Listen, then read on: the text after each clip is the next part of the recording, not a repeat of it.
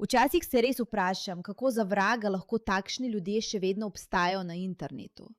In kako za vraga ljudje še niso dojeli, da imajo nekateri od teh bedakov dejansko volilno pravico.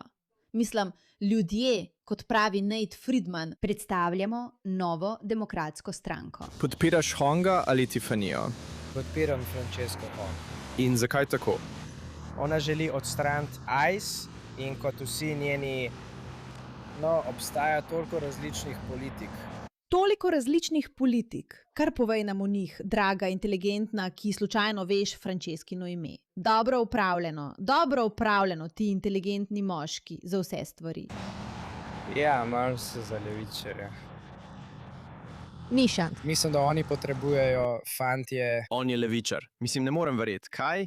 Ni šans, ni mogoče. To bi bila velika sprememba v tem, kako gledamo na našo politiko v Wisconsinu in v celotni državi. Mislim, da nas bo ona popeljala v pravo smer. Absolutno. In zdi se mi, da po vsej državi vidimo val socializma.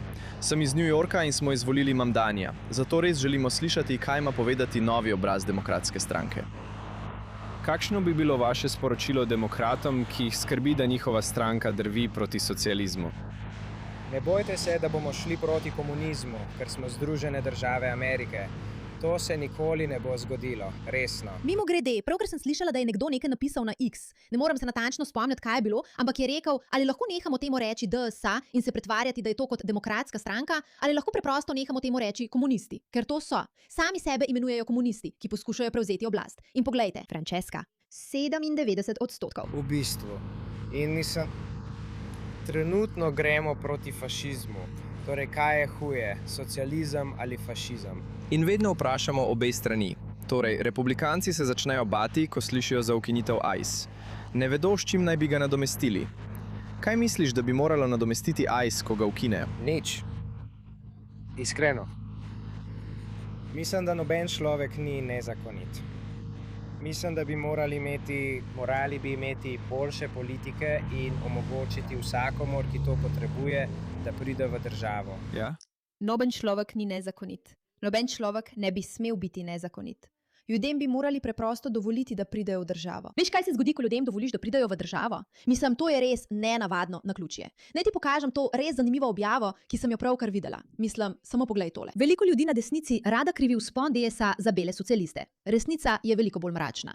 Volivci, rojeni v tujini, v New Yorku, so za Zorah Mamdani glasovali v 62%. In Michigan, veš, Dearborn z vsemi Somalci prav tako. Abdul El Sayed. 94% volivcev so Arabci. Elon Musk je na to odgovoril z besedami. Wow, dobesedno, wow. Ni zaman, da pravijo, samo odprite meje, pripeljite jih. Zakaj misliš, da silijo v politiko odprtih meja, kar je noro? Če pripenjaš ljudi iz tretjega sveta, dejansko dobiš tretji svet. Ni zapleteno. Mislim, poglej ta drugi tweet. Največji bedak si, če prineseš strupeno kačo v svoj dom, jo hraniš, ščitiš, skrbiš zanjo in si potem prepričan, da te bo imela rada nazaj. Kača ne neha biti strupena samo zato, ker si bil do nje prijazen. V redu, to je samo opomnik. Razlog, zakaj si demokratska stranka in DSA tako močno prizadevata za odprte meje, ni zato, ker bi jima bilo mar za človeštvo. Je zato, ker vesta, da ti migranti in ti nori ljudje, ilegalni priseljenci, ki prihajajo, jih bodo volili na oblast, ker ne bodo volili republikancev, ki jih nočejo sprejeti. To je preprosta matematika. In potem imaš tega koristnega idiota, ki stoji na ulici in pravi, da bi morali vrata odpreti za vse. To je strategija ljudje. Torej, misliš, da bi morali odpreti mejo? Absolutno. Ja.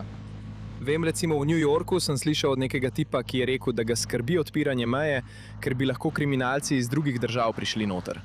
Kaj bi mu odgovoril?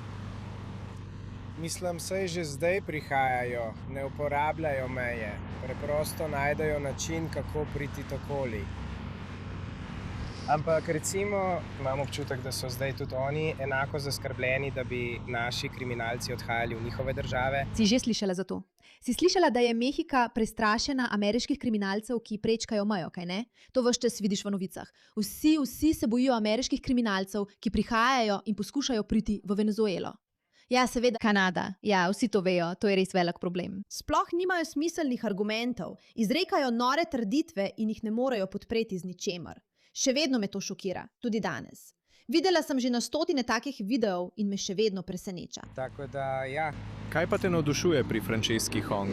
Malo sem bral o njej, seveda, preden sva začela, in želi imeti državno vodene trgovine z živili, ima pa tudi zanimivo politiko, kjer želi imeti državno banko. Ja, in tudi bolnišnice, ki jih vodi skupnost. Torej, če želi bolnišnica prodati, bi jo lahko vodila skupnost. Obstaja kakšna politika, ki ti je najbolj pri srcu? mislim, bolnišnice so ena izmed mojih najljubših stvari, ker je to začetek univerzalnega zdravstvenega varstva. Ja, z lahkoto. Veliko je ljudi, ki potrebujejo zdravstveno oskrbo, pa si je ne morejo privoščiti. Če ste bili kdaj v bolnišnici, vam lahko povem tole.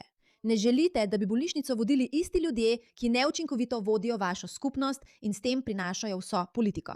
Potrebujete zdravstveno oskrbo. Ja, in to bi samo odprlo možnosti, pomagalo bi toliko ljudem. Ja, Ja. absolutno. Ampak veš kako, dejstvo, da je odgovoril na enega od njegovih primerov, pokaže, da v resnici ne pozna nobene politike Franceske Hong. Nima pojma. Samo reče, ja, bolnišnica. In to res zveni kot nekaj dobrega. To je res dobro.